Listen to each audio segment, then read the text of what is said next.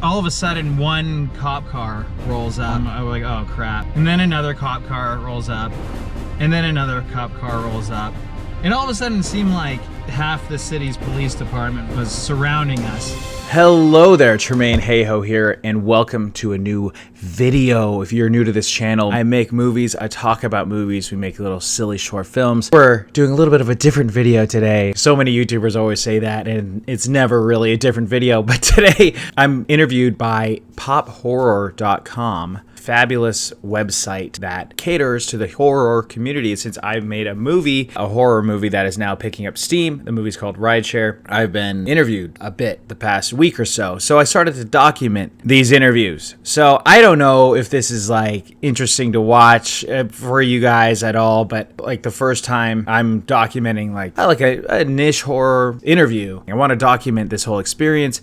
Anytime if I get a new interview, I want to document it. So yeah, that's what I'm doing here in this video. I understand that I'm like in the very beginning of my career. It's not like I'm this huge success story yet, but you guys get to join with me in these budding times of my first horror movie and getting to share my experiences so far in the film community, how I started, where I'm at, and where we're going. So hope you guys enjoy. If you guys enjoy, click that like button. If you guys want to see more, hit that subscribe button. That helps me out big time. If you guys have any questions about filmmaking or how to make your own movie or even how to get interviewed by a blog, because I am an expert now. Just kidding. Not really, but I wish I was. Maybe I will be at some point in time. Anyway, enjoy. Check it out. Yeah. And check out the article. You can see at the website. I link that in the description below. So check that out. Okay, bye.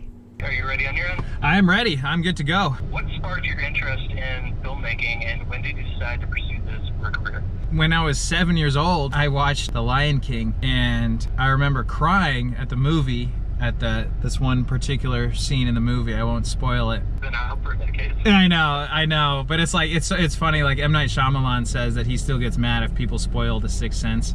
You know, and it's been, yeah, but yeah, I mean, it's not, I mean, I kind of say that as a joke though too, because I think most people have seen The Lion King, but anyway, regardless, if you've seen it, you know what scene I'm talking about. But anyway, after the movie, like, you know, as a 7-year-old, I'm thinking like, why did I just cry at a cartoon? Why did I feel all these emotions for these animated characters? The whole idea of storytelling really fascinated me, and trying to get an emotion out of an audience. Like, I felt emotions, and also like just joy and laughter and the roller coaster of the storytelling. I was really inspired by that movie in particular. My parents had like a VHS box set of Alfred Hitchcock movies. I watched like 39 Steps and like Strangers on a Train and like all those movies and kind of these classic thriller types. So I really loved those movies and I got really into it.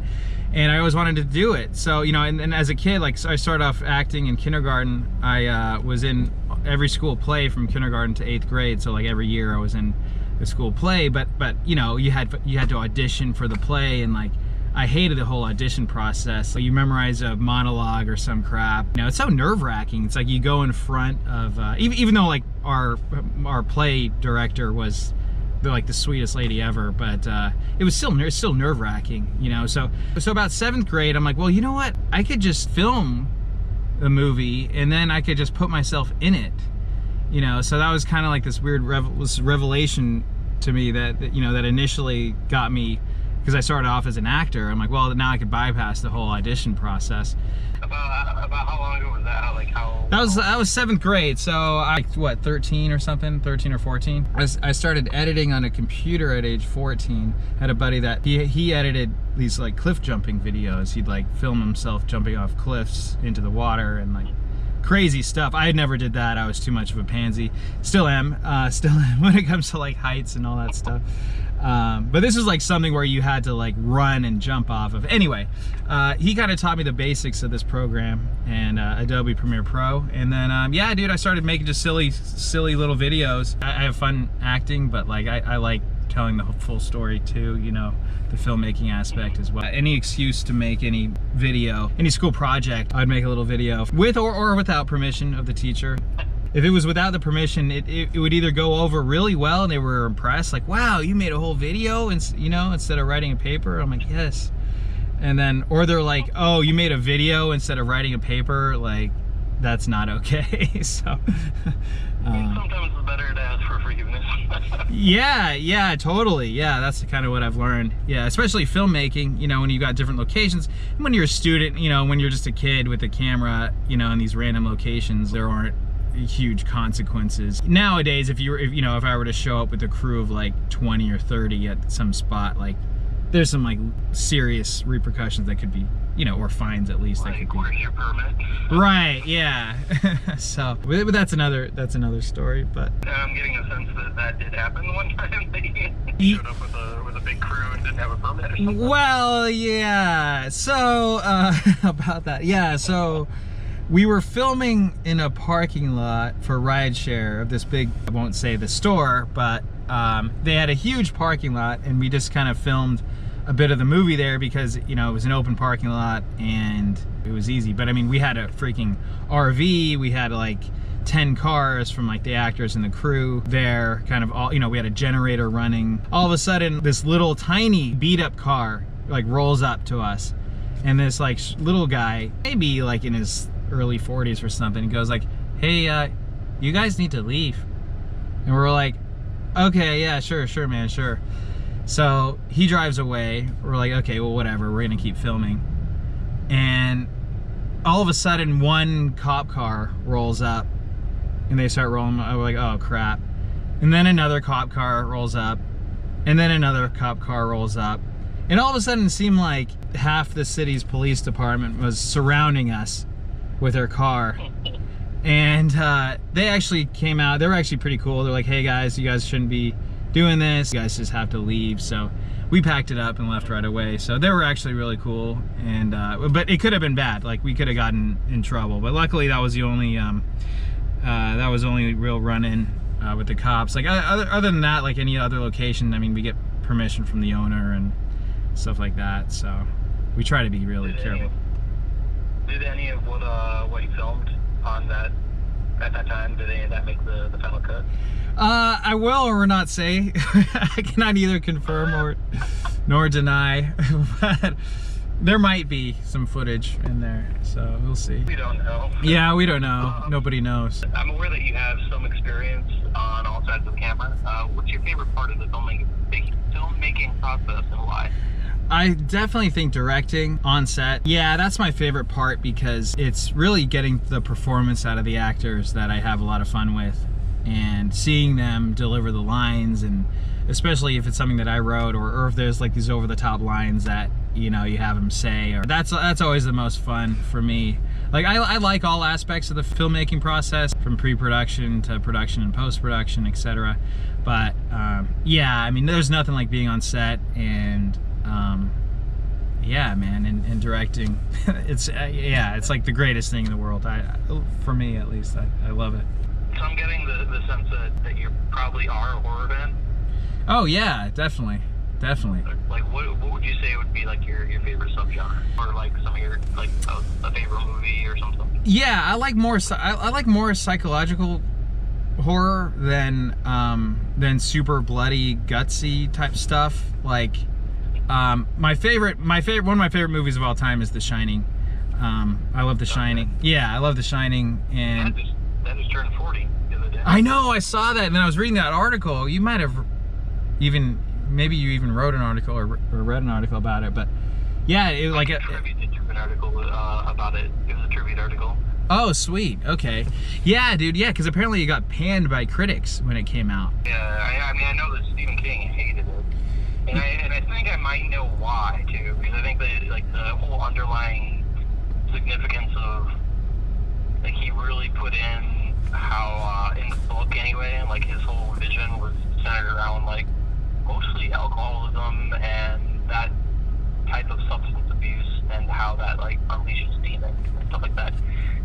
In The Shining, the movie, yes, the alcohol and stuff existed there, but it wasn't like a focal point. Yeah. Like, he kind of just went off and did his own thing. Right.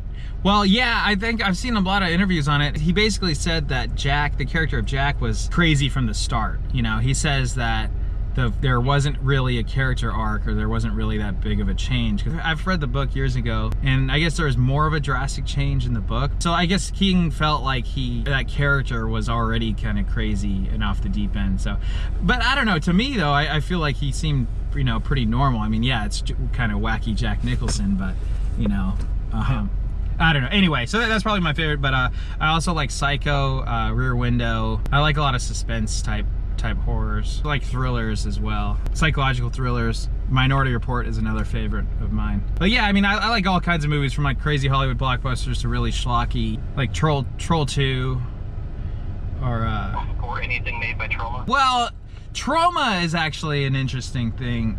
I'm actually not a fan of Troma, I'll just say that. Really? Yeah, like I appreciate them from I appreciate. I've met Lloyd Kaufman a couple times as well, and Okay. yeah, he was nice to me the first time. The second time, he was a bit of a douchebag. I think I've heard that he kind of can be that way. I don't know. Like it depends on when you catch him. Yeah. So yeah, but yeah, I went to one of the screenings of his movies, and I wanted to see what it was like. I admire him in a lot of ways because he's doing his own thing. He's got his independent movies, you know, in an independent movie studio in New York or whatever, which is like a lot of what I'm looking at doing, building a studio. But the way he kind of acted was, I don't know, man. I was just like, oh man, I don't want to be like this. So Kind of acted maybe too Hollywood for the type of. right, yeah, like the thing is, he knows what he is, you know. But it's really schlocky, and it's really, I don't know, like the taste there is no taste, but he knows it, like that's what he's kind of goes for. But like, Yeah. I don't want to feel like I'm talking just trash about him, you know what I mean? Like I don't, Okay. yeah. So you know, he just wasn't as friendly to his fans, I guess you could say. Gotcha. There's some Troma that I really like. It is what it is. I mean, there's some of the stuff I really like Poultrygeist is probably one of my favorites. Poultry Guys? Yeah, Poultrygeist. I still, Chicken Death, because I do need to see that one. I haven't seen that one. that one, I think I heard that one was one of their like highest ranking one. Like they actually made a little bit of money off that one. But yeah, I mean, I like that one. Actually, was probably my all-time favorite Troma one, just because it's so crazy and over the top. I have been wanting to see Shakespeare Shitstorm.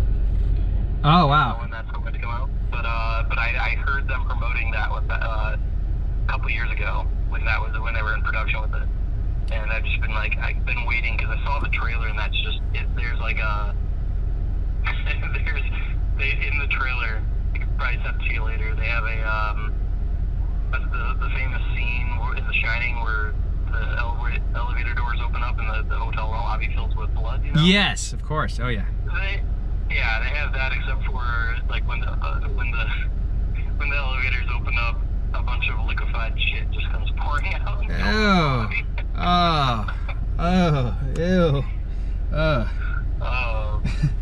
Yeah, see that's what I'm talking about. Like with that. Like I'm not a huge like potty humor type guy. Like I don't know. I just don't.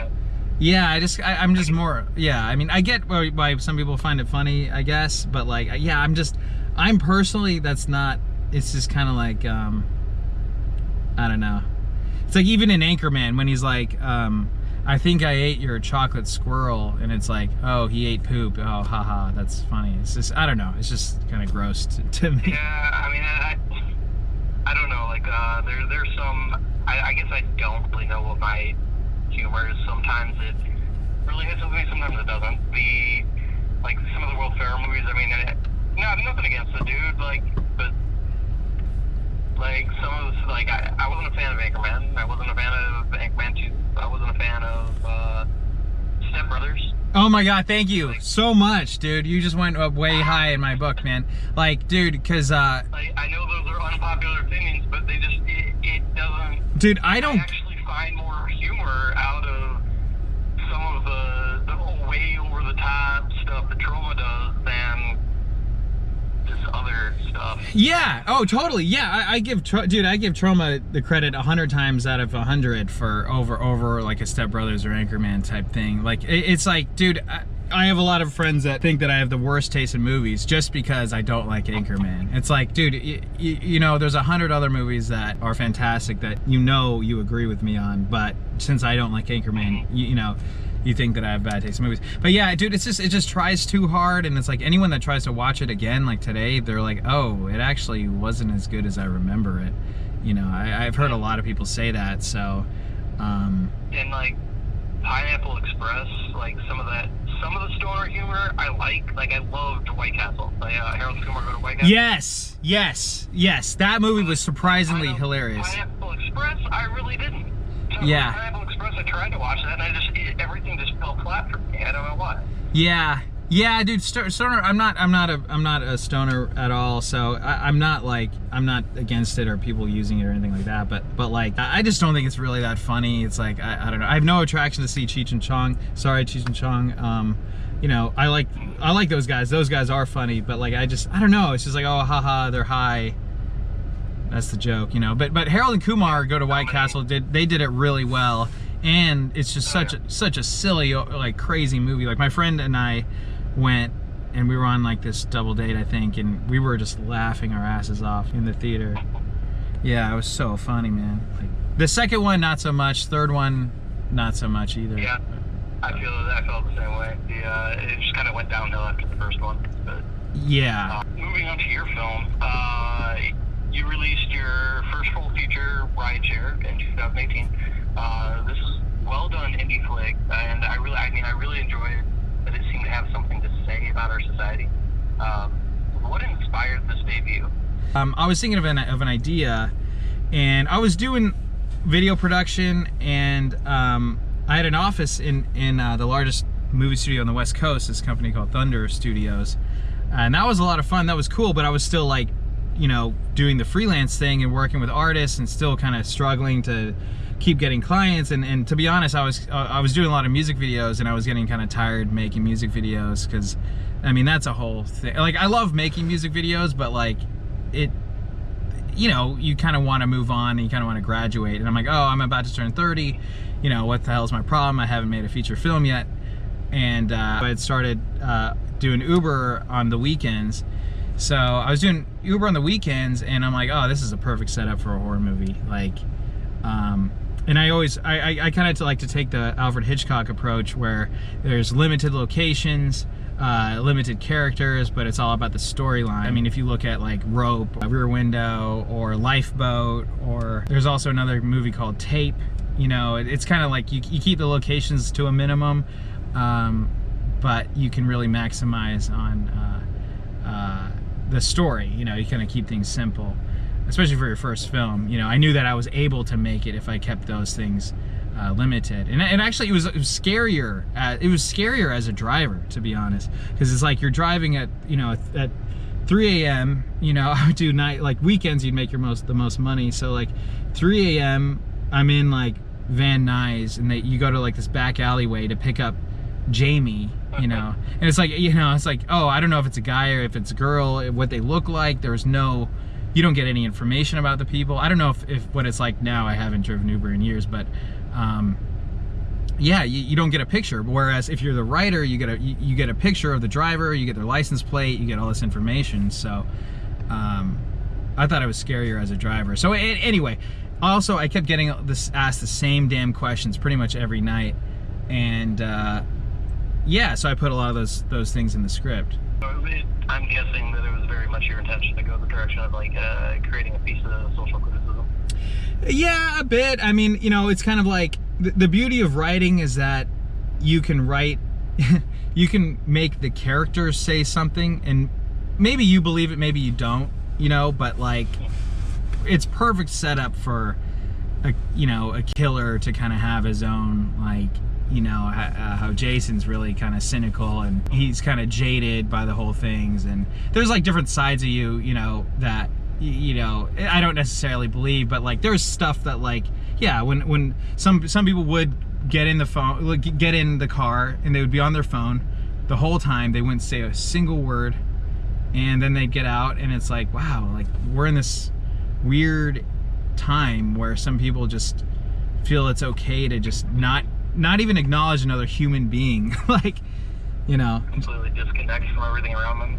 Yeah, dude. Yeah, and it's crazy. I mean, yeah. And then if you look at like dating, like any like dating app, you can just like any chick could get any guy with like a couple swipes and within 2 minutes like be hooking up with someone. So it's like, dude, to me, I'm like, man, it's really taking away a lot of romanticism. I don't know. It's like a lot of the kind of beauty of taking away it's taking away the human aspect of being human.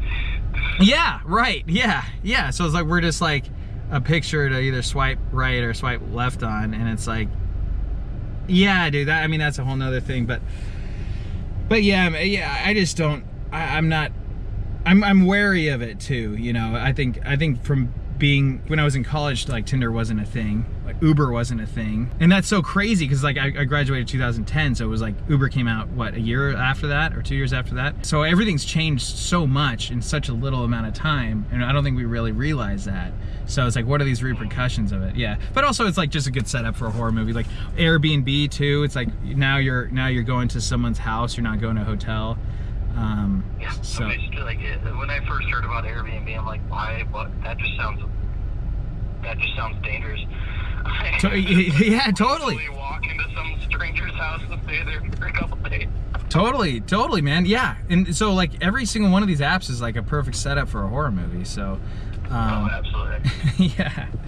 yeah. So and comedy and anything else, you know, it's kind of its own. You know, it could be its own genre now. But. Well, what was the biggest challenge in filming Right Here?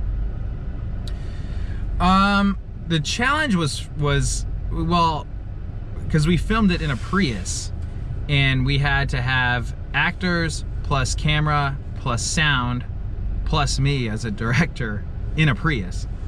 So, yeah. A lot of people and a lot of equipment. Yeah, in a very little space. So, yeah, our cinematographer, Jesse Aragon, he was amazing. Shout out to Jesse. He was like the yoga DP.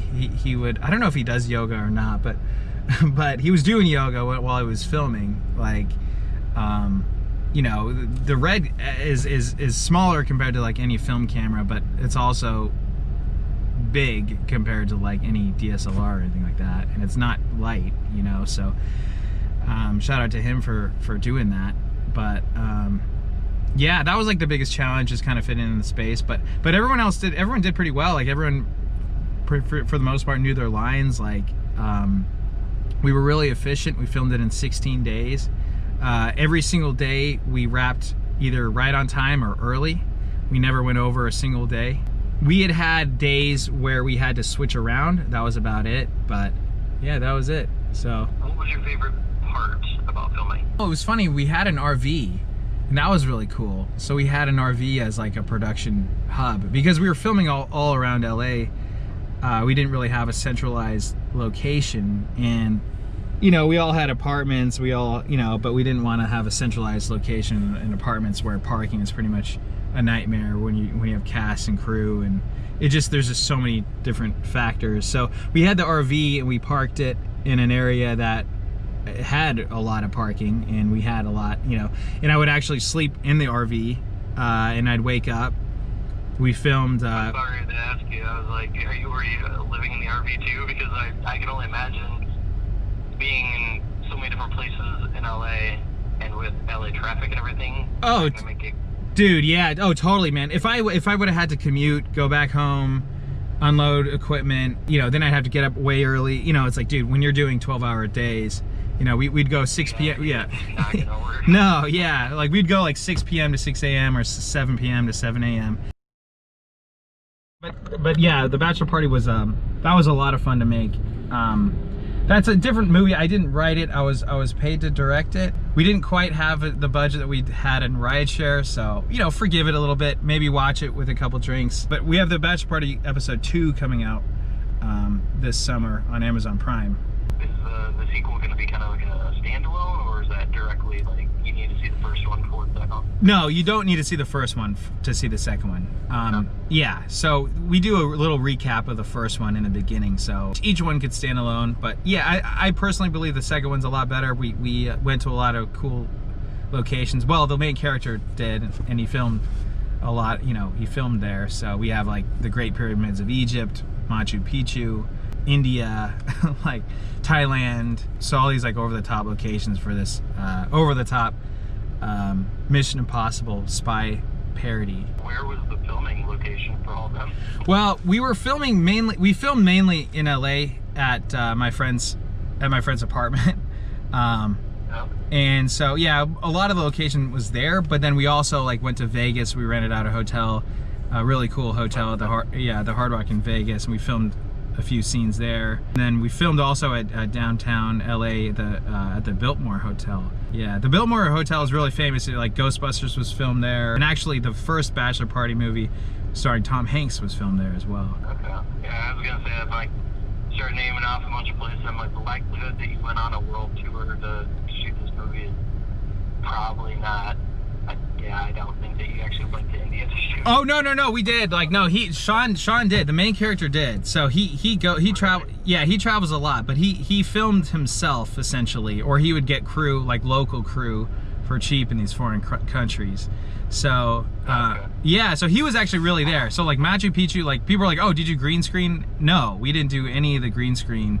Oh wow. Yeah, I just assumed that like it was either green screen or set location that made it look like it or something. No, dude, no. Like, yeah, it's really there, and that's the thing about these real locations. Like, dude, you cannot fake that. I mean, it's like, yeah, you can with like green screen or whatever, but it's not the same, you know. It's like Avengers has like $200 million to make a movie, and then they shoot everything on green screen. It's like a complete joke. You know, these guys, these like. Yeah, they have like zero creativity when it. Sorry, I don't know if you're a big Marvel fan or no, I'm not a hater at all when it comes to that. But it's like when there's a movie that has hundreds of millions of dollars at their disposal and they shoot most of it in the green screen, I'm like, dude, this is just. My goal is to become one of the major movie studios. I also want to give a lot of these filmmakers their freedom to have the final cut. I think people that do. The guys that are really killing it right now, for lack of a better term, is Blumhouse. I think Blumhouse is doing really well. Yeah, because they put out some stuff here and there that just I didn't feel was that great, but they have put out some really great stuff. Yeah, they really have. Yeah, and that's the thing. It's like they have everything from like Get Out to like Fantasy Island, you know. So. I mean, yeah, maybe not every movie is a hit or even really good at what they do, but they do keep costs, from what I understand, relatively low in Hollywood. And Jason Blum, the producer, says that he gives their filmmakers final cut. So, you know, he goes, hey, and he goes, hey, you guys can live or die by this cut. You know, it's your funeral, like your cut. It also kind of adds a little bit more pressure on the filmmaker to say like, hey, you better make it damn good, you know, versus like if they were like, oh yeah, this is the studio's money, they're not going to give me final cut, so I'll just do whatever. You know, it's like you want them to obviously make a good movie and have an audience and whatnot. If you're put in a position to where it's like, this is your project, you can either make it really shitty or really good, you're probably going to put more heart and soul in it because you have more on the line. Totally. Yeah, totally. And you also have no excuses either, because it's like if the studio's like, hey, we gave you final cut, like you know, and you're like, well, it's like, so no, yeah, like, you know. So I think, well, and that is a tough thing. Like Hollywood is a pretty tough business. Is like if you're not in control of your own stuff, like, and you're given an opportunity like that and you mess it up, you're not going to really get another chance. But I mean, it all depends. I mean, you know, there would always be someone that's willing to fund a movie or something. Like U-Ball, for example, is a guy that somehow still has a job. Have you seen many U-Ball movies? I don't think I have, actually. He made House of the Dead back in the day, a couple others. He made I think Alone in the Dark or something. House of the Dead sounds really familiar. Yeah, House of the Dead was a video game. It's like that point and shoot video game that was at arcades back in the day. Okay. It's still in some arcades wherever they are, and yeah, they basically turned a point and shoot video game into a movie, a horror movie. Really bad. Yeah, but he still got tens of millions of dollars to make it, so hey, credit on him. You can't really knock it. It's like, yeah, I realize people have said the Bachelor Party movie is a terrible movie, or they've said RIDESHARE is a terrible movie, and it's like, okay, I realize, like, you know, these are my first couple movies, like, but no one really intends to make a bad movie. You know what I mean? Like, you don't put that much time, effort, and energy into something to make it suck, you know? For one, everything you do, for one, it's not going to always be a home run. And to top it off, when you're just starting out, there's a learning curve too. I wholeheartedly give directors props for what they do on an independent budget. For one, I can't imagine that would be easy. You have so many more restrictions of what you can do just on that level. You can be more creative because you have all the creative final cut and everything. Because it's your project. At the same time, like, money's not everything, but it is something. Like, yeah. And then on top of that, like, your first movie, okay, whether it was good or bad, are you learning from it? Are you figuring out, okay, this part I need to work on as a director, this part could have used some polished up, let's take what I learned from this and apply it to my next movie. Yeah, totally, man. And with every single project I've done, whether it's like a feature film or whether it's a freaking YouTube beauty guru video, you know, like, I've learned something from every single project. And like for RIDESHARE, I applied everything that I learned on set with all these music videos, short films, etc., and applied that. And, you know, I applied everything I knew into making this movie. And then I'm like, I made the movie and it's like, oh my gosh, I just learned 10 times more than I had known before, even with all the years of experience that I put in. So with the Bachelor Party, we learned a lot. I learned kind of a lot of what not to do as well, but not to dog on the movie. I mean, it's a funny movie, and it's a funny, silly, over the top movie, and you know, it is what it is. And the second one totally though is really over the top. Very entertaining. Yes, it's campy. Yes, it's silly, but it's a parody movie, you know. So I think we have a little bit of leeway there. So. Speaking of the Bachelor Party and RIDESHARE and everything, it isn't too often that someone releases their full feature for free on YouTube. Why did you choose to go this route? Yeah. Okay. A couple reasons. So one, okay, when you're making a movie, a lot of these indie filmmaker sites are saying, like, okay, what you want to do if you're going to release it digitally is you want to put it up for sale on like iTunes or like Vimeo and have people rent it or buy it, and then you'll make your initial like purchases, and then after so long, like kind of when purchases die down, maybe after 3 months or so, then you release it like on Prime, you know, on streaming and stuff like that. So I did that. So on Vimeo, put it up on Vimeo first. And also like people are like, well, you know, did you get distribution? It's like, I've heard so many horror stories about these distribution companies, and a lot of, like, if you're a first time filmmaker, there's a lot of distribution companies that just kind of, they offer you this shiny contract, but they ended up like, I've heard all these crazy horror stories of like saying, oh yeah, well, we bought this billboard and it says here in the contract, like way deep in the dotted, you know, the fine print, that we can spend 20 grand on this poster, but you're gonna have to pay for it, you know, all sorts of stuff like that. So I was kind of terrified. I'm like, well, I kind of want to have ownership of this film. So you know, so I released it on Vimeo, and literally the next day, a friend of mine sent me a link, and RIDESHARE was on a pirated website. It was #1 was Jumanji, the first one with The Rock, and then #2 was RIDESHARE. And so yeah, so it got pirated. It got pirated. So it got pirated, and once it's on website, like, it was already on 100. It had been uploaded to YouTube with Arabic subtitles the next day.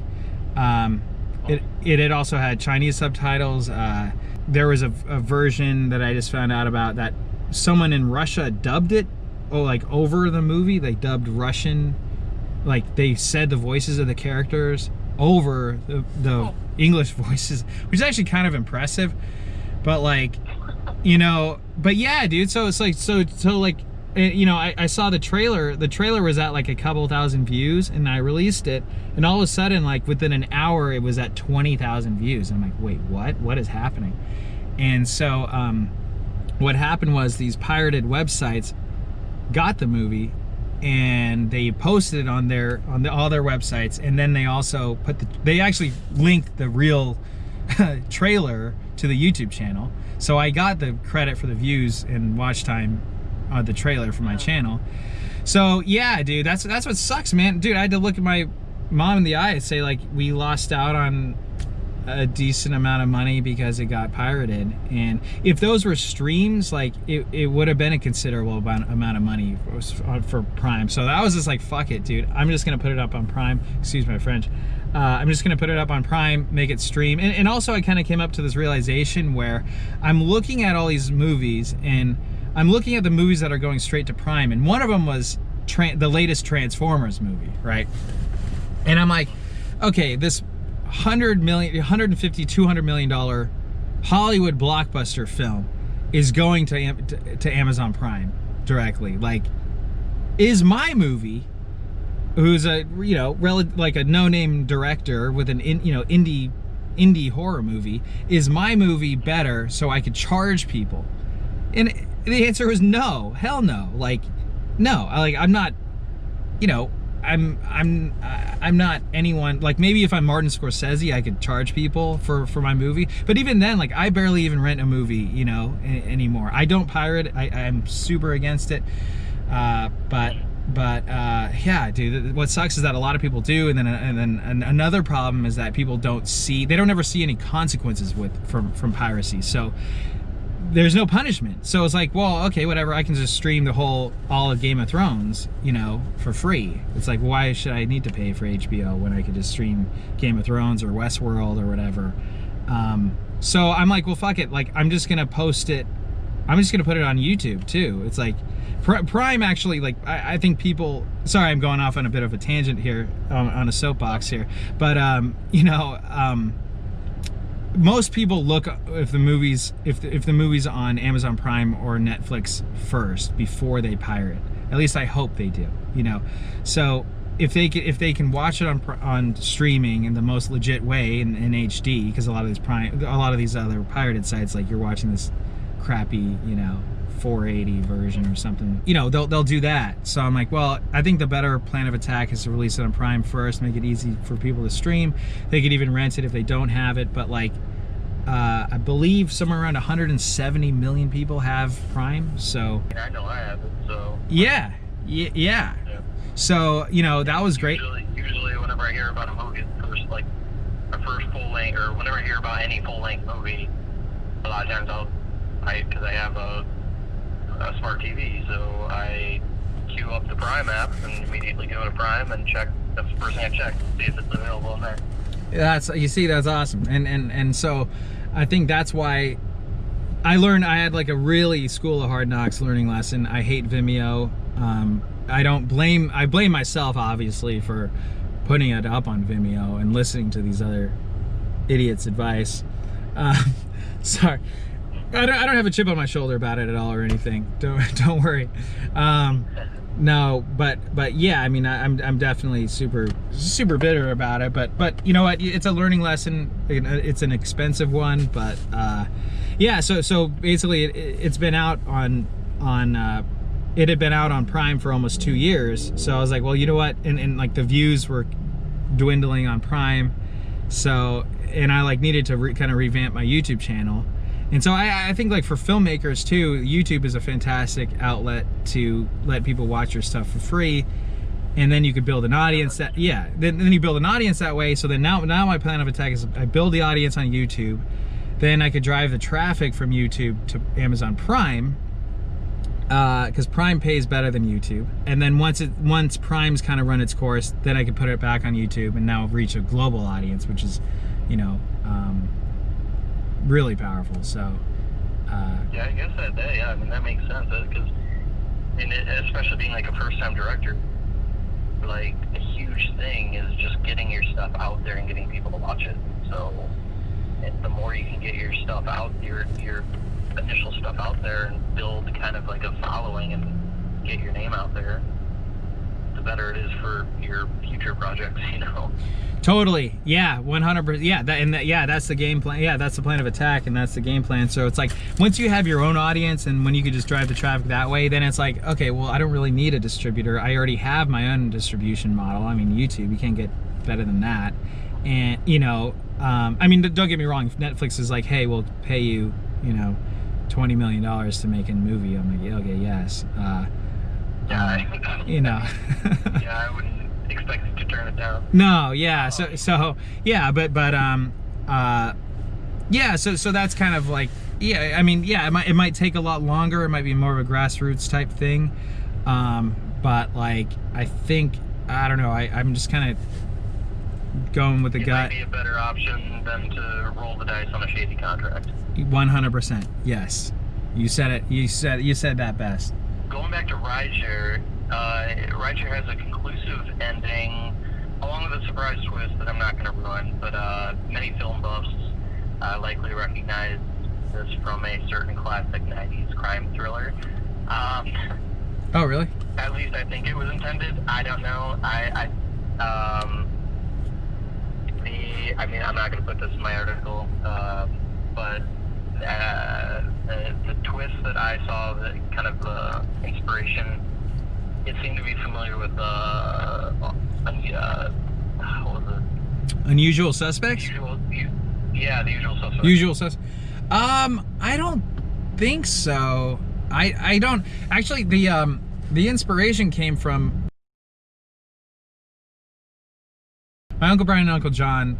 I grew up in England, and Uncle Brian was a bit mischievous, and John was a bit kind of like a goody two-shoes type guy, like really sweet guy. Uncle Brian more like kind of rough around the edges, really funny, really gregarious. And my Uncle Brian told me a story about how one time he was at a bar and he got in a fight with this guy, and he punched this guy, and he punches him, and then of course like the bouncers come in and throw him out of the party, you know, throw him out of the bar, of the pub. And about 5 minutes later, the guy that got hit sees my Uncle John, his twin brother, his identical twin brother. And he goes, hey, how the hell did you get in here? How the hell did you get back in here? He's like, what are you talking? He's like, what are you talking about? He's like, you just punched me. He's like, no, I didn't. What the hell are you talking about? It's like, yeah, right. Yeah. So Uncle John got thrown out of the bar, out of the pub. They're like, hey, how the hell did you get back in? And he gets tossed out. I hadn't thought about that. I'm like, are there any crimes where the identical twin, like the wrong identical twin, gets caught doing the crime? And also, like, Hitchcock has a theme of getting the wrong man or the innocent man running away and stuff like that. And so that's where I drew my inspiration from. Yeah. So I was like, okay, what if it was, you know, the twin brother? And I'm sure there's plenty of other movies that have done a twin brother type thing, or brothers, or I don't know, the wrong man type stuff. But that's where I came. Should I put any of that in the? I kind of want to put some of what you just said into the article. At the same time, like, I don't want to spoil the ending for people. Well, you know, just say spoiler alert. Yeah, just say, hey, spoiler alert. If you don't want to be spoiled, then, you know, people can choose to be spoiled or not. I don't really mind either way, as long as you give a spoiler alert. Okay. It has a pretty much conclusive ending, but it's open-ended enough to be able to have a follow-up. Will there be a sequel? Yeah, I'm totally open to a sequel. I definitely have. I have 3 movies in the works, in the plans for it. I have at least 3. I was always thinking of RIDESHARE being like something like a Halloween, or like a franchise, a horror movie franchise, and maybe I'll direct. You know, maybe I'll direct the first 3, or maybe I'll let other people direct them. But like, yeah, that's kind of, yeah, that's the plan. Definitely not bad of an idea, because the more these apps develop, the more there's just more material to do. Totally, man, totally. And then, and the beauty about RIDESHARE is that it's worldwide, so it's like it could be in any city. So it's like it'd be a good excuse to go to Prague, or I don't know why I said Prague, but anywhere random. Like, it doesn't necessarily have to be in the U.S. But the second one, probably will be in the US. If there's investors out there that like the first movie and want to fund the second one, get at me. Let's put it out there. So I know that you mentioned your own production company, Hayhoe Studios. yes. Okay. How long have you been building this, and how far along is it? Yeah, so I started in 2012. I started my own company. I worked at another production company called Maker Studios. That was really awesome, basically making YouTube content with a lot of the top YouTubers, and was there for about a year and a half. They had mass layoffs. I was one of the people that got laid off, and I'm like, well, you know what, screw it, I'm gonna start my own company. So for about 5 years after that, I was making like music videos. I mean, I did wedding videos, I did all this type of stuff, and like I don't have employees just yet. Every work has been independent contractor. Like I hire people on a per project basis, and then a lot of the stuff is like, you know, I kind of bootstrap. You know, I'll shoot it or I'll edit it. But yeah, with each one we're getting bigger and getting a bit better and slowly building enough so start having employees and start churning out more feature films. Like you know, I eventually want to get to the point of like any movie studio where we're releasing one or multiple movies a month. That's like the trajectory where I want to go, and you know, yeah, I want to be a full-fledged movie studio and actually have a facility. But yeah, where I'm at now, I edit from home, but I've got a custom-built PC. It's an absolute beast. Its name is Thor. I didn't name it. The case is named that. Anyway, sorry, very nerdy, but... Are there any upcoming projects that you would like to talk about once the world recovers? Yeah, so I have a project. I'm about 20 pages into the next script. That's a suspense thriller based on a true story. That's about all I can really say right now. Is it a true story that happened to you? No, God, no. Thank God, no. Is there a title to this? Not yet. I don't. There's tentative titles, okay. but I don't want to. You know, I don't want to say. Yeah, no, it's understandable. That pretty much wraps things up. Unless there's anything else you want to add. That's about it. Check out RIDESHARE on YouTube and Bachelor Party Movie 1 on YouTube, and get ready for Bachelor Party Episode 2 coming to Prime this summer.